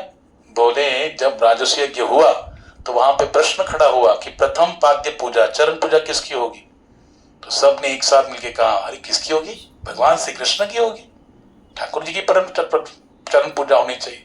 सबने हामी भरी, लेकिन उसी सभा में कौन बैठा था? शिशुपाल। और शिशुपाल ने विरोध किया, हाँ, भगवान को अभद्र वचनों की बोलने लगा, तो सारे अपने अस्त्र शस्त्र पकड़ लिए, धारण के निकालने लगे, तो भगवान ने शांत किया, बोले बोलने दो। और आखिर में जब 100 अपराध कंप्लीट होने के बाद भगवान ने क्या किया? सुदर्शन चक्र से उसके गर्दन को धड़ से अलग किया और उसके शरीर से निकलने वाली जो प्राण जो थे भगवान के अंदर समा गई, हाँ, सायुज्य मुक्ति से प्राप्त हो गई। तब युधिष्ठिर महाराज पूछते कैसे कैसे हुआ, हाँ, और तब फिर वहां पर कथा बता रहे, हाँ, नारद जी कहते भाई देखो भले तो भगवान का देश कर रहा था, भगवान को गालियां दे रहा था, और फिर भी भगवान ने उसको उद्धार कर दिया, ऐसे कैसे? तो भगवान नारद जी कहते भाई जो जैसा जुड़ता है ठाकुर जी से भगवान उसके साथ वैसे ही क्या करते हैं, हाँ, वैसे व्यवहार करते हैं। तो वहां पे नारद जी ने बहुत सुंदर श्लोक कहा, कामात् द्वेषात् भयात् स्नेहात् यथा भक्तिश्वरे मनः। हाँ, कोई भगवान से कैसे जुड़ता है? कामा द्वेषात् भयात् स्नेहात्। गोपियों ने कैसे जुड़े? गोपियों ने अपना पति रूप में किसको वर्ण किया? हाँ, क्या कहते हैं? कात्यायनी देवी कहती कि कृष्ण मुझे पति रूप में प्राप्त हो, यही वरदान दीजिए हमको, हाँ, हमारी इतनी साधना का यही फल हमें प्रदान कीजिए। तो भगवान ने क्या कर दिया? गोपियों की उस भावना को, प्रेम को प्रदान करके पूर्णाहुत कर दी। कामात् द्वेषात्, द्वेष रूप में किसने भजा? शिशुपाल ने। भय रूप से कौन भजन कर रहा है? कंस, है ना, हमेशा भय लगा रहता है उसको, यहाँ कृष्ण वहां कृष्ण वहां कृष्ण, सब जगह कृष्ण ही कृष्ण दिखाई दे रहा है ना। और स्नेह रूप में भक्त लोग उसको क्या करते? भगवान को पूजन करते। तो वहां पर परीक्षित महाराज को सुखदेव गोस्वामी कहते हैं कि भगवान क्या करते हैं? जो जिस भाव से उनकी तरफ जुड़ता है वैसे उनको प्रति क्या करते हैं? प्रेम आदान प्रदान करती है। यहाँ पे पृथु महाराज का भाव कैसा है कि पूरी तरह पुलकित होकर अश्रु प्रवाहित करते हुए प्रेम पूर्ण अवस्था से भगवान के सामने खड़े हैं। तो भगवान को भी रहा नहीं जा रहा है, भगवान जाना चाहते नहीं जा पा रहे हैं और ये कुछ बोल भी नहीं रहा है। तो उस समय वर्णन आता है एक जगह पे कि भगवान श्वेतदीप नामक लोक में रहते भगवान विष्णु। तो वो जैसे देवताओं की भूमिका में, देवता कभी पृथ्वी पर अपने चरण नहीं रखते, कभी नहीं रखते, लेकिन भगवान भी उसी को पालन करते हैं। लेकिन भगवान ने क्या किया? भगवान की इच्छा नहीं, मुझे पृथ्वी पर चरण रखना चाहिए। और भगवान जब पृथ्वी पर चरण रख दिए तो भगवान अपने बैलेंस को संभाल नहीं पा रहे। तो भगवान ने क्या किया? किसका सहारा लिया? गरुड़ जी का। अब भगवान गरुड़ जी का सहारा लेके खड़े हैं। अब ये सब दृश्य कौन देख रहे हैं? पृथु महाराज देख रहे हैं कि पृथु महाराज इतने पुलकित हो गए कि देखो ठाकुर जी मेरे लिए इतना कष्ट सहन कर रहे, बताओ, मेरे लिए खड़े हैं यहाँ पर, गरुड़ जी का सहारा लेकर खड़े हैं मुझे दर्शन देने के लिए। तब जाके फिर वहां पर वो बोलना प्रारंभ करते कि हे प्रभु, अपनी आंखें पोंछ लेते पृथु महाराज, अभी बस, अभी रोना नहीं चाहिए, अभी तो मांगना चाहिए। अब ठाकुर जी खड़े मेरे लिए, अब मैं पीछे नहीं हटूंगा। और फिर वहां पर पृथु महाराज कहते भगवान को कि हे प्रभु, आप तो अपने भक्तों को सब कुछ प्रदान करने के लिए क्या है, जो उनकी इच्छित वस्तु है प्रदान करने के लिए हमेशा तैयार रहते हैं। लेकिन कोई भी बुद्धिमान व्यक्ति, हाँ, जो बुद्धिमान व्यक्ति होगा वो ऐसे वर को क्यों मांगेगा? हाँ, जो साधारण भोग पद्धतियों के द्वारा मांगे जाते हैं, जो संसार में बंधा हुआ जी, भगवान उसमें प्रसन्न हो जाएगा, क्या मांगेगा? ये दो वो दो वो दो, संसारिक चीजें मांगेगा। कोई बुद्धिमान व्यक्ति से मांगेगा क्या सांसारिक व्यक्ति की जरूरत नहीं, या फिर वो सायुज्य मुक्ति की भी मांग नहीं करेगा, क्योंकि वो जानता कि आप में सायुज्य मुक्ति मांगकर आप में विलीन होने के बाद आपके चरणों के अमृत के आस्वादन से वो क्या होगा, सर्वथा वंचित हो जाएगा। इसलिए वो सायुज्य मुक्ति भी नहीं मांगता है, ना ही वो कोई संसारिक विषय वस्तु की कामना करता है। तो यदि आप मुझे कुछ देना ही चाहते हैं तो प्रभु एक काम कीजिए, क्या कीजिए, मुझे हजारों कान दीजिए। क्या दीजिए, बोलो, मुझे हजारों कान दीजिए। अब देखो पृथु महाराज ने कितना सुंदर वरदान मांगा कि मुझे हजारों कान दीजिए, क्योंकि जिससे मैं आपके शुद्ध भक्तों के मुखारविंद से आपकी महिमा को निरंतर सुन सकूं, कि मैं निरंतर आपकी महिमा को सुन सकूं। क्यों? क्योंकि हे भगवान, यदि कोई व्यक्ति आपके शुद्ध भक्तों के संग में एक बार भी आपकी कथा को श्रवण कर लेता है तो वो कभी भी उस संग को नहीं छोड़ पाएगा। अगर उसने सुन लिया आपके शुद्ध भक्त के मुखारविंद से आपकी महिमा को, तो कभी उस संग को नहीं छोड़ेगा। केवल पशुओं की इन आध्यात्मिक विषयों में रुचि नहीं होती है ना। वो इसलिए कहते हैं, हाँ, रामचरित जे सुनत अघाई रस विशेष जाना तिन नहीं। गोस्वामी तुलसीदास जी कहते हैं, जो भगवान के चरित्र को सुनने के बाद कहते बस हो गया, कितनी बार सुनने का, वही वही वही वही वही। और यहाँ पे सुखदेव गोस्वामी क्या कहे, वेदव्यास जी कह रहे हैं, भागवतम के प्रथम स्कंद में कह रहे हैं, निगम कल्पतरोर्गलितम फलम शुकमुखाद अमृतदवसीयुतम पिबत भागवतम रसमालयम मुहुर्मुहु रसिका भुवि भाविका। कितनी बार सुनो, मुहुर्मुहु, हाँ, रसम आलयम, आलम मतलब मृत्यु पर्यंतम, जब तक उद्धार नहीं होता तब तक क्या करो, मुहुर्मुहु, बार बार क्या करो, हे रसिक जनों, हे भाविक जनों, आप कथा को श्रवण करो। तो यहां पर पृथु महाराज इसके साक्षात प्रमाण है कि क्या कहते हैं, हजारों कान दीजिए जिससे मैं निरंतर आपकी कथा को श्रवण कर सकूं। और देखो प्रभु, जिस प्रकार लक्ष्मी जी आपके चरण कमलों की सेवा में क्या रहती है, लगी रहती है, बहुत सुंदर बात बताई। वो सुनने जैसा है पुरुष चरित्र, पढ़ना चाहिए हमको, सुनना चाहिए। पृथु महाराज क्या मांग रहे हैं, भगवान से हमको क्या मांगना चाहिए ना, ये पता लगता है भागवतम को पढ़ने से, सुनने से, कि भक्त लोग क्या मांगते हैं। ध्रुव महाराज ने क्या मांगा, कुछ मांगा भगवान को, भगवान स्वामी वरम नहीं आज, मुझे कुछ नहीं चाहिए, आप मिल गए, बस हो गया, फिनिश। भगवान ने दिया कि नहीं उनको, सब कुछ दे दिया। तो यहाँ पर पृथु महाराज भी क्या मांग रहे हैं, केवल आपकी कथा सुनना चाहता हूं। तो वहां पे पृथु महाराज और एक बात कहते हैं, लक्ष्मी जी आपके चरण कमलों की सेवा में रत रहती है, तो उसी प्रकार मैं भी आपके चरण कमलों का, हाँ, भक्ति में संलग्न रहूं, यही मैं आपसे मांगता हूं। लेकिन एक बात है, एक बात का मुझे भय है। किस बात का भय है? मुझे एक बात का भय है। बोले एक ही सेवा है और करने वाले कौन है, दो है। माता लक्ष्मी भी आपके क्या करती है, चरण कमलों की सेवा में लगी, और मुझे भी उसी की क्या है, अभिलाषा है, मैं भी उसमें संलग्न रहूं, यही मैं चाहता हूं। अब क्या होगा वहां पर, क्योंकि वैकुंठ में क्या होती है, वहां स्पर्धा होगी, होती है स्पर्धा, लेकिन उसमें द्वेष का लवलेश मात्र भी नहीं रहता। स्पर्धा होती है, कंपटीशन होता है भक्तों में, लेकिन उसमें द्वेष नहीं होता, राग द्वेष की कोई कम संभावना नहीं होती। तो ये भगवान लक्ष्मी जी की सेवा में हस्तक्षेप करने के कारण कहीं पर कभी कभी वो मुझ पर क्या हो जाएगी, क्रोधित हो जाएंगी। ए मेरी सेवा तुम काय को ले रहे हो, मेरी नित्य सेवा है, तुम कहां से आ गए।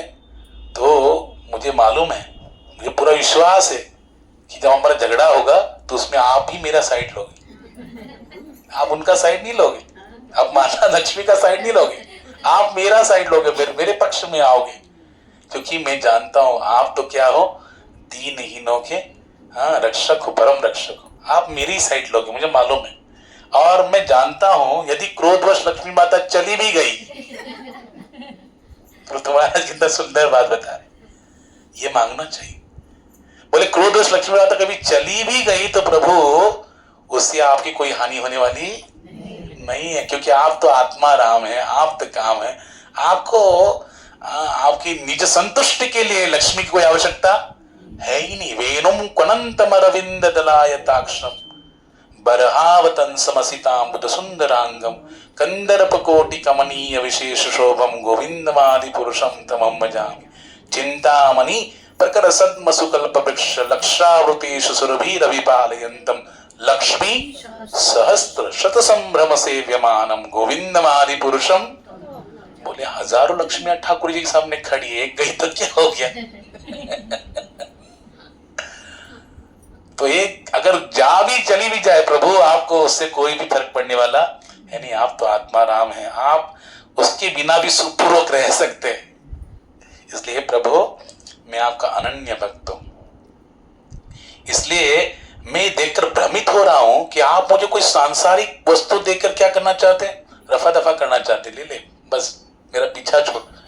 लेकिन प्रभु जो अधम बद्दजीव होते हैं वही माया के प्रभाव में आकर विषय वस्तु की कामना कर देते हैं। आपसे जो मांगना चाहिए वो नहीं मांगते, जो नहीं मांगना चाहिए वही मांग लेते हैं, और जो क्या है नश्वर चीजों को मांगते हैं। इसलिए प्रभु उनकी सोच पारिवारिक और सामाजिक ऐंदिक सुखों तक सीमित रहती है। लेकिन शुद्ध भक्तों को ऐसे बोलो से क्या लाभ है? कोई लाभ है नहीं।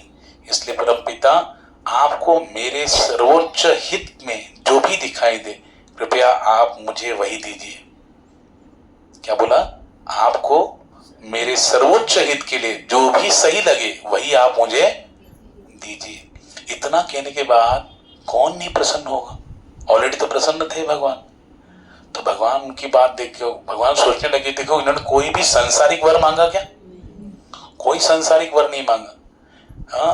तो उनकी सराहना करते हुए भगवान ने कहा कि हे राजन, तुम्हें निरंतर भक्ति में संलग्न रहने का मैं वर देता हूं। कि आप निरंतर किसमें संलग्न रहोगे? भक्ति में संलग्न रहोगे। केवल इस शुद्ध भक्ति के द्वारा ही व्यक्ति दुर्गम माया के क्षेत्र को पार कर सकता है। भगवान ने कहा ना, दैवी हेषा गुणमयी मम माया दुरत्तया मामे वये प्रपद्यन्ते माया मेतांतरन्ति। 7वें अध्याय के 14वें श्लोक में कृष्ण कह रहे हैं अगर हमें माया से पार होना है तो हमें क्या करना पड़ेगा? भगवान को पूरी तरह सरेंडर होना पड़ेगा। मामेव ये प्रपद्यन्ते माया मेतांतरन्ति।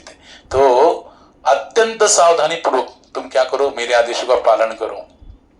क्यों? क्योंकि जो व्यक्ति श्रद्धा पूर्वक मेरे आदेशों का पालन करता है वो जीवन की प्रत्येक परिस्थिति में सौभाग्य प्राप्त करता है। अभी देखो पृथु महाराज तो ऑलरेडी भगवान के क्या थे? इतने भक्त थे ही, लेकिन देखो कितने सौभाग्यवान है। ठाकुर जी स्वयं वहां पर देखो, अभी ठाकुर जी आए तो भगवान जाने के लिए प्रयुक्त हो रहे थे, कितना देर बात कर रहे हैं बताओ, है ना? कितनी देर बात कर रहे हैं, उनकी बातों को सराहना कर रहे हैं, उनको वरदान दे रहे हैं। ये करने के बाद फिर पृथु महाराज ने देखा जो अन्य ऋषि मुनि आए थे, देवतागण आए थे, निवासी लोग आए थे, प्रजाजन निवासी, उनको सबका उन्होंने क्या किया? स्वागत किया अपने मधुर वचनों से, और अनेक प्रकार के उपहार भेंट प्रदान करके। और उसके बाद पुनश्च भगवान विष्णु की उन्होंने पूजा की, और पूजा करने के बाद फिर भगवान अपने धाम को प्रस्थान किया।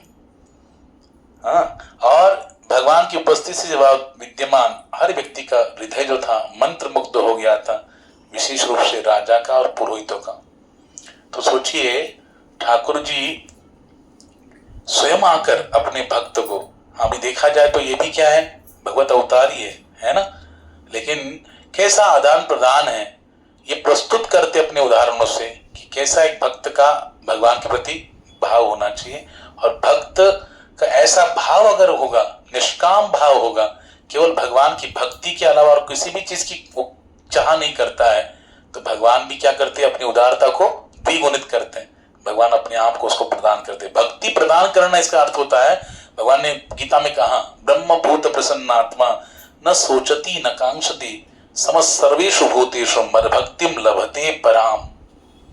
जो ब्रह्मभूत अवस्था में शुद्ध भक्ति के स्तर में होता है, निरंतर प्रसन्नचित अवस्था में रहता है, न उसकी किसी चीज की आकांक्षा होती है, न किसी चीज के खोने का क्या गम होता है।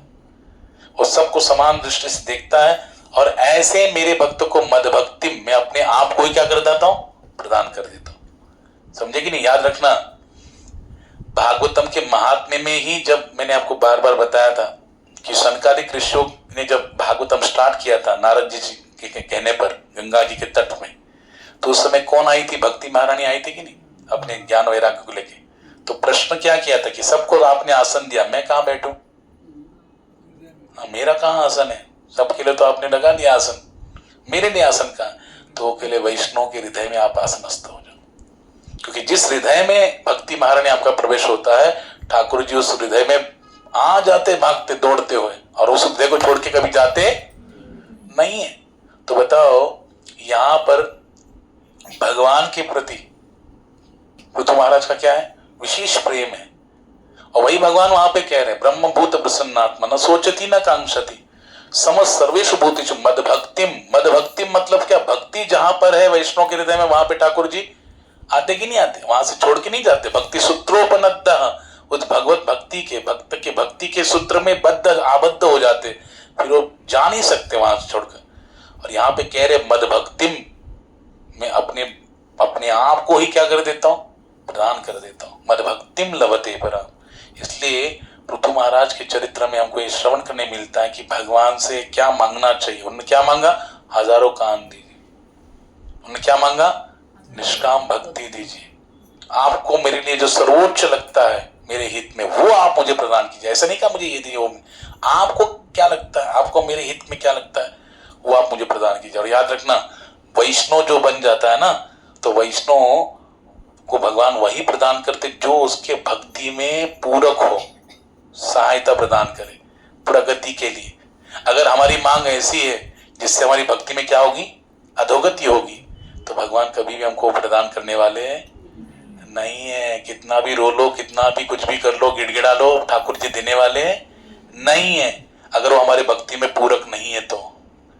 हाँ, हमको गिराने वाली होगा तो नहीं मांग पूरी करेंगे, लेकिन जो मांग हमारी भक्ति में सहायता करेगी तो भगवान क्या करेंगे? उसको प्रदान कर देते, प्रदान कर देते। इसलिए एक बहुत अच्छी लाइन है, हम जो मांगते हैं अगर ठाकुर जी दे दें, हम जो मांग रहे हैं अगर ठाकुर जी उसे प्रदान कर दे, तो ये भगवान की क्या है? कृपा है। लेकिन अगर हम जो मांग रहे हैं वो भगवान नहीं दे रहे, तो ये भगवान की क्या है? इच्छा है। ये भगवान की क्या है? इच्छा है कि इसे नहीं देना है, क्योंकि दे दूंगा तो क्या हो जाएगा? मेरे से दूर चला जाएगा। इसलिए कितना भी मांग बेटे, तेरे को देने वाला हो नहीं, है ना। हाँ, जब अवस्था ऐसी आ जाएगी ना कि वो वस्तु मिले ना मिले एक समान हो जाएगी, द्वंद्व से मुक्त हो जाएगा। भगवान ने इसलिए कहा ना, क्या कहते हैं? येषां त्वन्तगतं पापम जनानां पुण्य कर्मणाम ते द्वंद्व मोह निर्मुक्ता। द्वंद्व मतलब क्या? सुख दुख, मान अपमान, जय पराजय, हानि लाभ, है ना। इस द्वंद्व है कि नहीं? एक नहीं है चीज, डुअलिटी। ये पूरा विश्व डुअलिटी से भरा हुआ। तो दो चीजें, एक चीज नहीं है यहाँ पर, हमेशा दो चीजें हैं। हाँ, तो उससे जब वो क्या होता है? द्वंद्वों से मुक्त हो जाता है, तब जाके भगवान कहते हैं भजन्ते माम दृढ़व्रताः। तो भगवान अपने आप को भी देते हैं। उसको दो चाहिए सब दे देंगे, क्योंकि जानते हैं कि अभी उसका दृष्टि क्या हो गया, उसमें उनकी लालसा नहीं रही। एक बहुत सुंदर बात बताते हैं कि एक बार एक व्यक्ति गया, एक कहानी बताते, एक महात्मा बोले एक व्यक्ति गया, उसके यमराज जी के साथ बड़ा मित्रता हो गई, तो उसने कहा कि मेरी इच्छा है। बोले क्या इच्छा है? कि हर देवता को प्रसन्न कर लेते ना कोई व्यक्ति। तो बोले क्या इच्छा? बोले मैं नरक और स्वर्ग को देखना चाहता हूँ, जीते जी देखना चाहता हूँ। मरने के बाद तो हर कोई देखता है तो मैं जीते जी देखना चाहता हूँ। तो उस समय धर्मराज ने बोले ठीक है चलो भाई, तुमने मेरा इतना आराधना किया तो मैं तुम्हें ले जाता हूँ। तो पहले कहाँ जाओगे? बोले नरक में जाऊंगा, वहां की अवस्था देखूंगा। तो वहां उसने देखा कि नरक में घोर यातना सहन कर रहा एक व्यक्ति को डुबाया जा रहा है, रक्त पीप, हाँ, मांस आदि इसमें उस सरोवर में डुबाया जा रहा है। और जब उसे डुबा रहे हैं तो बड़ा कातरों के चिल्ला रहे, जब उसको बाहर निकालते तो ताली बजा के हंस रहा है जोर जोर से। तो वो जो गया था वो यमराज जी का भक्त तो पूछता है कि यार ये तो डुबा रहे तो ये बड़ा दुखी हो रहा है, और जब बाहर निकल तो बड़ा हंस रहा है, क्यों, क्या कारण है? तो बोले ये इसलिए हंस रहा है, इतना दुख सहन करने के बाद भी हंस रहा है, क्यों? बोले इसलिए हंस रहा है कि बोल रहा है कि देखो हजारों वर्षों से तुमने मेरे को बहुत पीड़ा दी है, इस नरक में घोर यातना सहन कराई है, लेकिन अभी मेरा समय अभी पूरा होने वाला है। क्यों? क्योंकि मेरे कुल में ऐसा भक्त निर्माण हो गया, पैदा हो गया है, जिसके भक्ति कारण मेरा ये जो है ना अभी वैकुंठ की टिकट कंफर्म हो गया। अब मैं तुम्हारे नरक में जा रहा घोर यातना नहीं सहन करूंगा। क्यों? क्योंकि मेरा कुल में ऐसा भक्त पैदा हो गया जिसकी भक्ति के बल पर मैं वैकुंठ में जाऊंगा। अच्छा, तो वहां का सब वातावरण देख लिया, फिर उसके बाद बोले अब कहाँ जाना? बोले स्वर्ग जाना है। स्वर्ग में गया तो वहां पे एक व्यक्ति को देखा, वो स्वर्ग के विमान में आरूढ़ है, सारे देवी देवता उसकी पूजा कर रहे हैं, अप्सराएं डांस कर रही, लेकिन बीच बीच में ऐसे मूर्छित हो रहा है। क्या हो रहा है? मूर्छित हो रहा है। तो बोले इतना सारा सुख वैभव है, ये आदमी क्यों मूर्छित हो रहा है बार बार? कि बोले इसलिए हो रहा है कि इसके पास दो कारण से मूर्छित हो रहा है। इसके दो कारण है, भयभीत होने के कारण मूर्छित हो रहा है। बोले क्या भय है? बोले कि जैसे कोई व्यक्ति स्वर्ग में जाता ना, उसको एक पुष्पों की माला डाली जाती, सुगंधित ताजे पुष्प, और फिर धीरे धीरे क्या होते हैं, उन ताजे फूलों में से कुछ कुछ फूल जो होते मुरझा जाने लगते हैं। तो अभी जब तक वो पुष्पित माला ताजी बनी रहेगी तब तक वो क्या रहेगा, वहां पे स्वर्ग में उसका निवास रहेगा। जितना कम कम होते जाएगा उसका क्या हो गया, स्वर्ग के समय शिने पुण्य मर्तलोकम विशंति, उसका पुण्य का बल कम कम होते जाते, उसका प्रतीक है। तो अभी केवल 4-5 फूल ही बचे इसलिए उसे देखकर वो अभी सोच रहा कि अभी ये मुरझा जाएंगे तो मेरा क्या होगा, पतन होगा। इसलिए बार बार दुख के कारण मूर्छित हो। दूसरा कारण ये है कि उसे मालूम है कि मेरे कुल में एक ऐसा दुष्ट जीव प्रकट हो गया है जिसकी दुष्टता के कारण मुझे अगला नरक की घोर यातना भोगनी पड़ेगी। तो इसके कारण वो बार बार उसके कारण दुख से मूर्छित हो रहा है। अब एक प्रश्न खड़ा होता है, गोस्वामी तुलसीदास जी पूछते हैं, कर्म का सिद्धांत ऐसा है, जो जस करहि सो तस फल चाखा, कर्म प्रधान विश्व रचि राखा, जो जस करहि सो तस फल चाखा, को न काऊ सुख दुख करि दाता, निज कृत कर्म भोग सो भ्राता। जब वो अपने कर्म का फल भोग रहा है कि नहीं, तो यहाँ पे उसके कुल खानदान में पैदा होने वाले व्यक्ति के कर्म उसको फिर क्यों दुख भोगना पड़ेगा? जिसने किया उसको भोगना पड़ेगा, उसको क्यों भोगना पड़ेगा? सही बात है कि नहीं? हाँ, हम लोग सुख दुख के रूप में जो दुख भोग रहे हैं वो किसके कर्म का फल है? हमारे खुद के कर्म का फल है। अच्छा, हमारे खुद के पाप कर्म पुण्य कर्मों का हम लोग कहां जाएंगे? स्वर्ग आदि नरक में जाएंगे। हमारे कर्म का फल हम भोग रहे हैं, तो भैया हमारे कुल खानदान में पैदा हुए व्यक्ति के कर्म का फल हमें फिर वापस क्यों भोगना पड़ेगा? कि बार बार हम मूर्छित हो जाए भयभीत हो गए।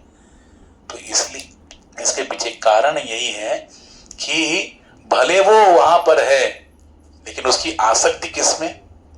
अभी भी संसार में, उस कुल खानदान में है, अभी भी उस वंश में है, उस अपने परिवार में उसकी आसक्ति है।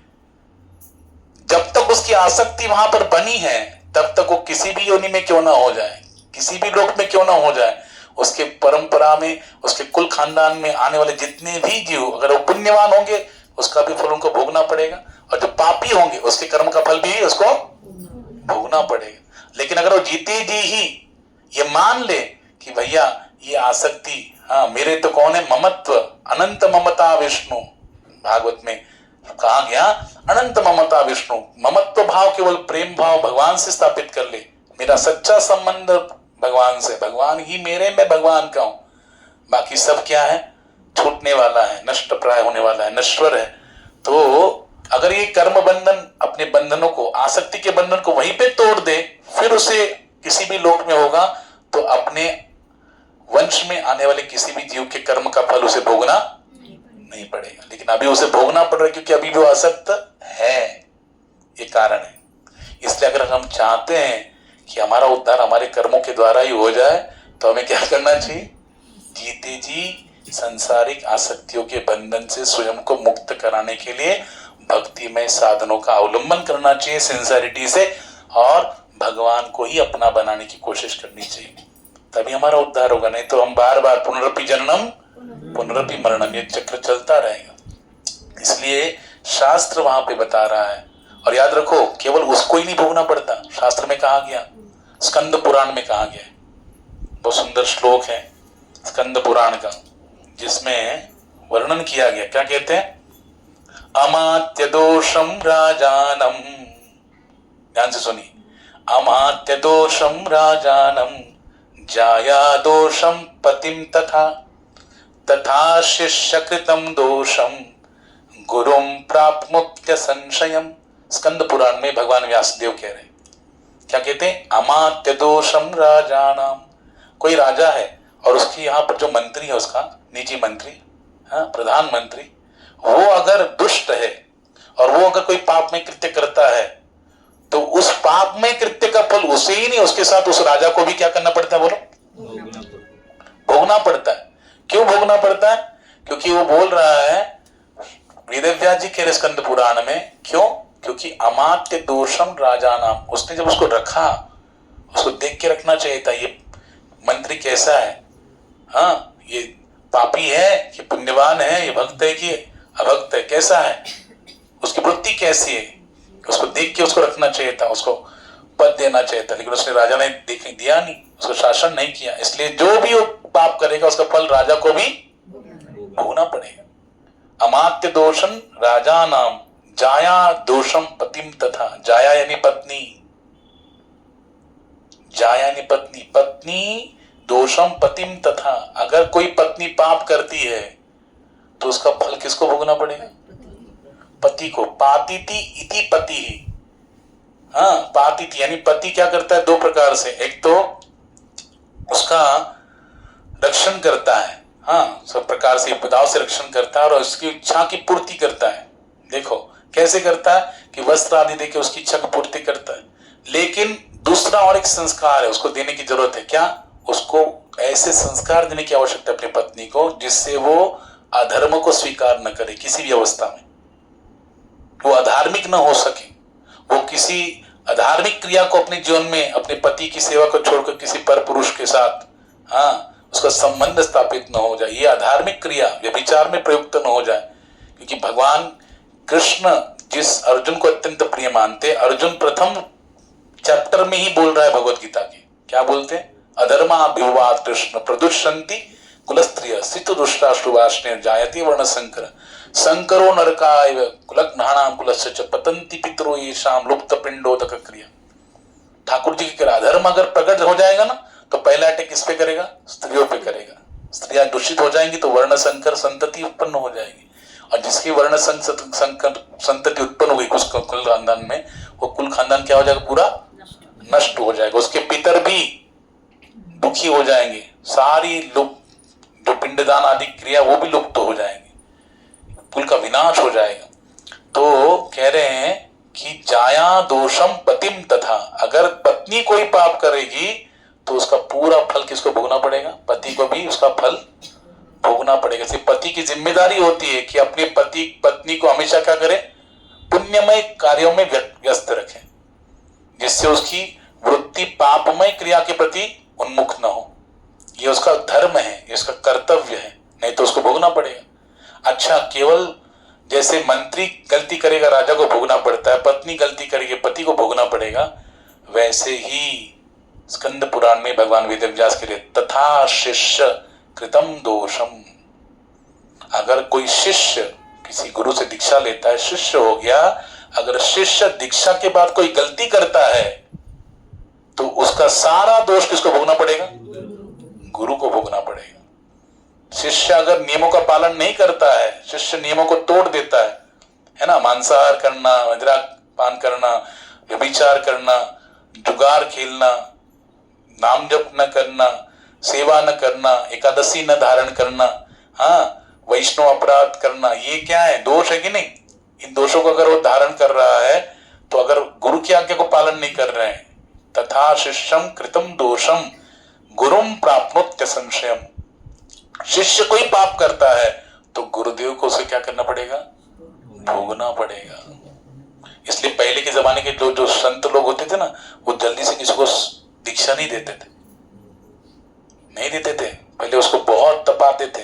हाँ आते जाओ करो, हाँ 4 साल 7 साल 10 साल, पहले के साधु लोग तो 12 साल पहले उसको पहले ऐसे थोड़ा संकल्प दीक्षा दे दिया, जाओ नाम ले दिया, जाओ करो साधना करो, आओ मंगल आरती आओ, जपा करो, नियम का पालन करो, एकादशी करो।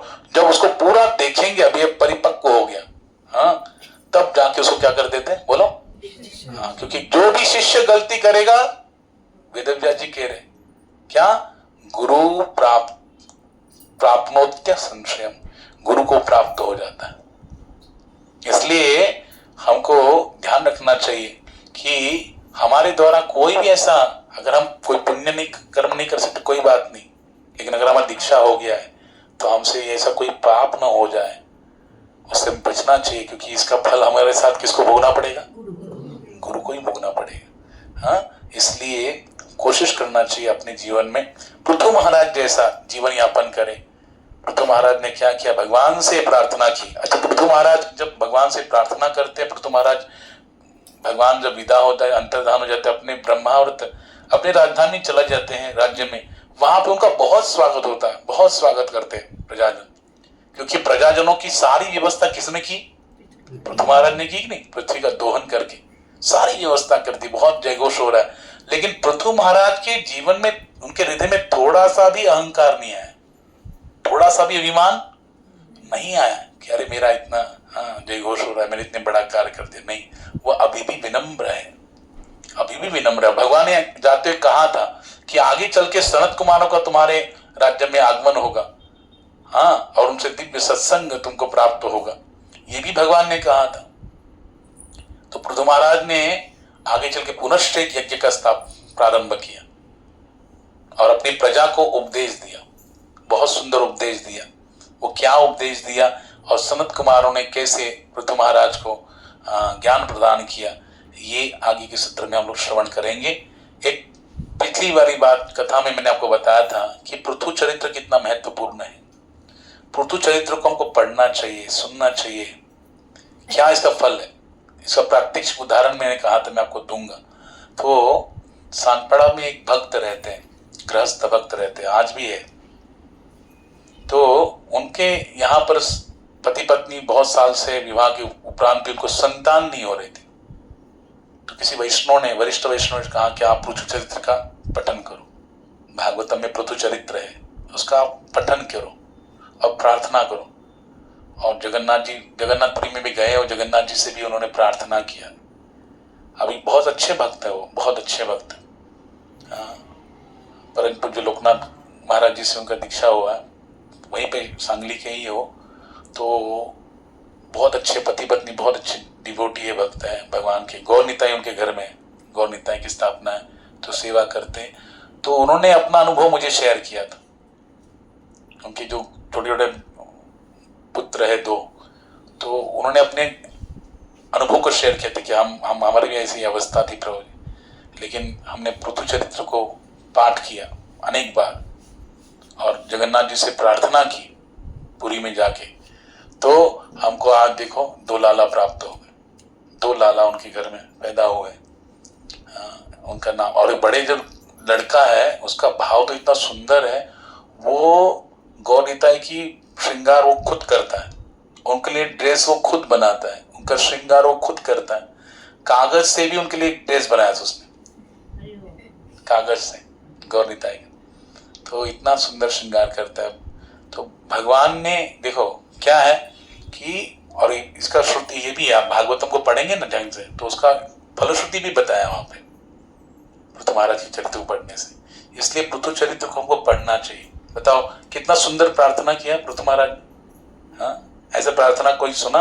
हम लोग को भगवान प्रसन्न हो जाए, हम लोग क्या क्या नहीं मांगे।